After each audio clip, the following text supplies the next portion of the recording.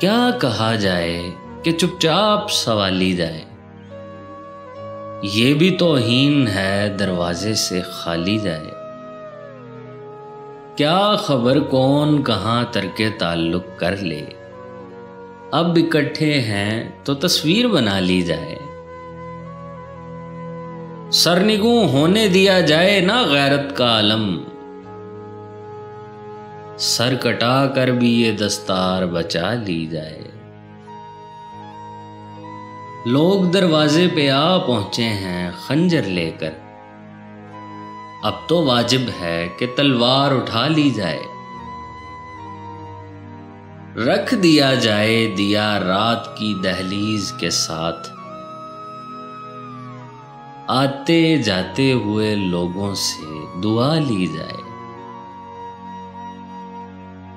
جب تلک میں ہوں اجالوں کی ضمانت میری، اور مر جاؤں تو پھر لاش جلا لی جائے۔ کیا کہا جائے کہ چپ چاپ سنوالی جائے، یہ بھی توہین ہے دروازے سے خالی جائے۔